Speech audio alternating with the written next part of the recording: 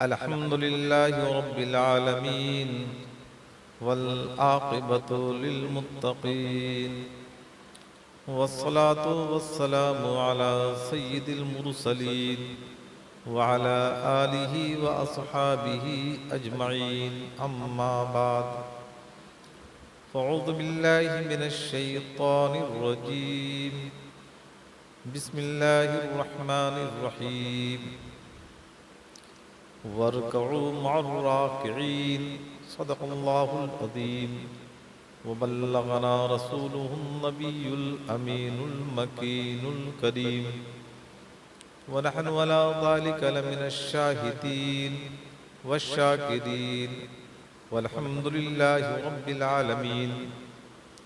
सबसे पहले बारगाहे रिसालत माब सल्लल्लाहु ताला अलैहि व आलिहि वसल्लम में दुरूद शरीफ का हदिये अक़ीदत पेश करें और पढ़ें। अल्लाहुम्मा सल्लि अला सय्यिदिना व शफ़ीना व मौलाना मुहम्मदिन बारिक सल्लिम सलातु व सलामुन अलैका या सय्यदी या रसूलल्लाह सल्लल्लाहु तआला अलैहि व सल्लम।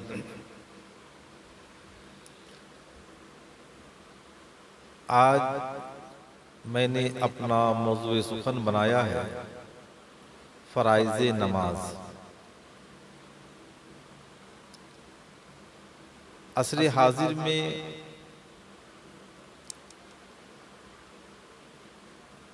कौम मोमिन इन बातों से नाआशना है। मेरा इज़ान नहीं बल्कि मेरा यकीन कहता है कि 90% लोग इन बातों से नाआशना है कि नमाज के शराइत क्या हैं, नमाज के अरकान क्या हैं। सिर्फ उनको इतना मालूम है कि नमाज फ़र्ज है, लेकिन नमाज के फ़राइज़ क्या है, इन बातों से वो नाआशना है। क्योंकि जिस काम को हम करने जा रहे हैं उस काम की मालूमात ज़रूरी है। हम गए नमाज पढ़ने के लिए, लेकिन शराइत नमाज का इल्म नहीं, अरकान नमाज का इल्म नहीं। अगर उन शराइतों में से कोई एक शर्त मफकूद है तो फिर हमारी नमाज तो नहीं हुई। अरकान में से कोई एक रुकन मफकूद हो गया तो हमारी नमाज नहीं हुई।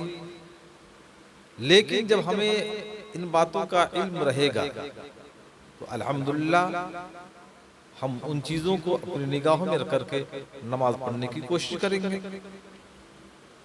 फ़राइज़ नमाज 13।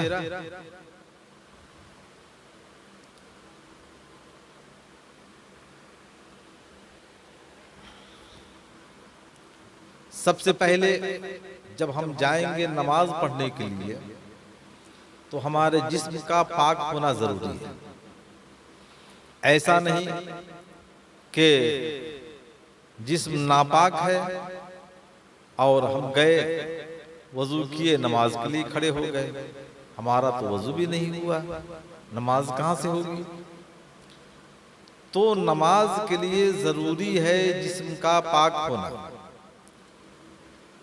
और अगर जिस्म पाक है तो फिर उसकी नमाज होगी। लेकिन ये तो फ़राइज़ में से एक फ़र्ज़। इसी तरीके से जहां पर वो नमाज पढ़ रहा है उस जगह का पाक होना ज़रूरी है। जिस्म पाक है और नमाज के लिए वो खड़ा हुआ, लेकिन जिस जगह पे वो नमाज पढ़ने जा रहा है उस जगह का भी तो पाक होना जरूरी है। ठीक है, जगह भी पाक है, बदन भी पाक है, लेकिन कपड़ा इसका भी पाक होना जरूरी है। अगर कपड़ा नापाक है तो नापाक कपड़े को ज़िबतन करने के बाद अगर उसने नमाज की अदायगी की तो नमाज तो नहीं हुआ। नमाज नहीं हुई। इसी तरीके से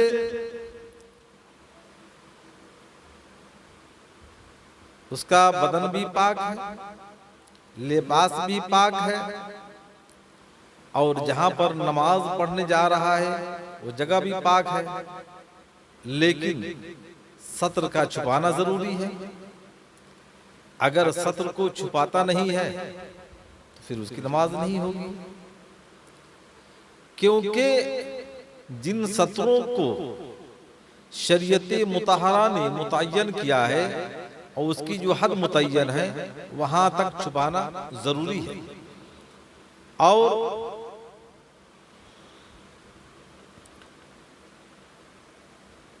सत्र उसका छुपा हुआ नहीं है तो नमाज नहीं होगी। सत्र भी छुपा है, लेकिन सबके साथ किबला रुख भी होना जरूरी है। किबला की तरफ अगर उसका रुख नहीं है तो नमाज नहीं होगी। एक मसला इसी से मुताल्लिक मैं अर्ज कर रहा हूं। मिशकात शरीफ की हदीस है और मुअत्ता शरीफ की हदीस है कि अल्लाह के प्यारे हबीब सरवर कौनैन मोहम्मद अरबी मोहम्मद मुस्तफ़ा सल्लल्लाहु ताला अलैहि वसल्लम किसी सफर में तशरीफ ले जा रहे थे। रावी हजरत उमर बिन खत्ताब रदियल्लाहु ताला अन्हु है।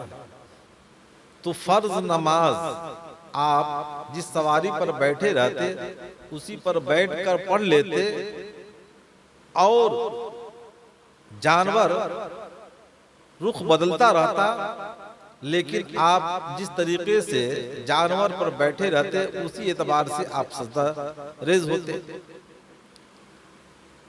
लेकिन ये जो बात चल रही है कि अगर आदमी किसी मकाम पर किसी जगह पर नमाज पढ़ रहा है तो उसका रुख जो हो किबला की तरफ हो।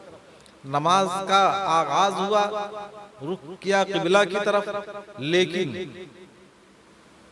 जानवर जिस जानवर पर बैठे हुए हैं उसने अपना समत बदल लिया, तो हदीसे पाक के एतबार से उसकी नमाज हो गई। जैसा कि खुद अल्लाह के प्यारे हबीब सरवर कौनैन मोहम्मद अरबी मोहम्मद मुस्तफ़ा सल्लल्लाहु ताला अलैहि वसल्लम ने सवारी पर बैठकर नमाज अदा की।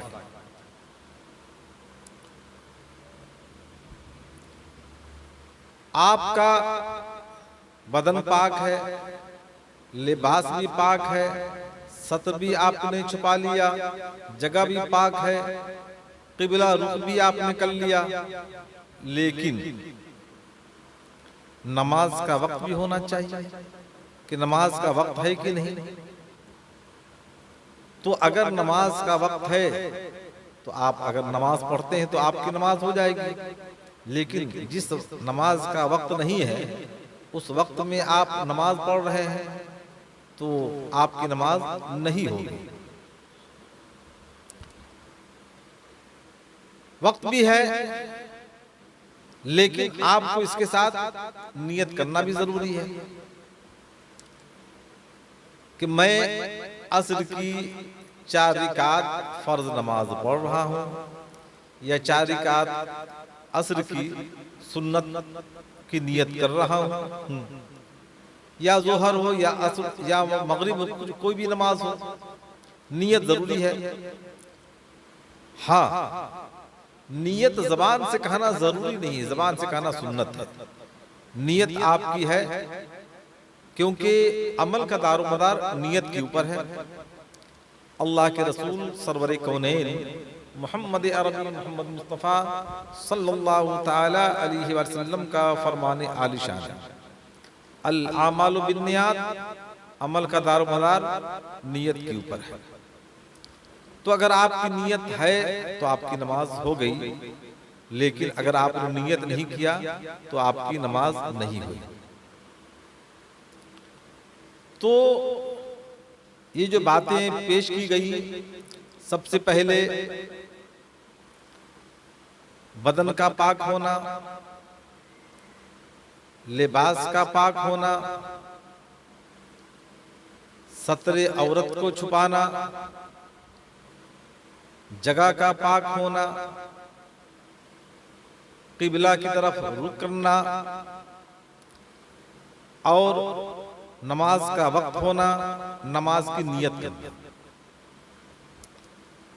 अब आप समाअत फरमाएं कि अरकाने नमाज क्या है। ये तो शराइते नमाज हो गए। शराइते नमाज और अरकाने नमाज ये कुल फराइज जो है 13, तो शराइते नमाज 7 हो गए। अब अरकाने नमाज में आपको अल्लाहु अकबर कहना, तकबीर तहरीमा, पहली तकबीर जो होती है वो फर्ज है। आपने नियत की, उसके बाद कहा अल्लाहु अकबर। अल्लाहु अकबर करने के बाद क़याम जरूरी है, यानी खड़ा होना जरूरी है, ये भी एक फर्ज है।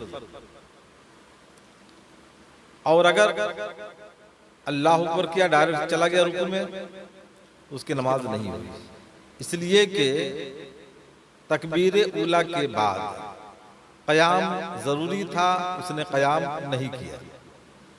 क़याम कर लिया, अब क़याम के बाद क़रात,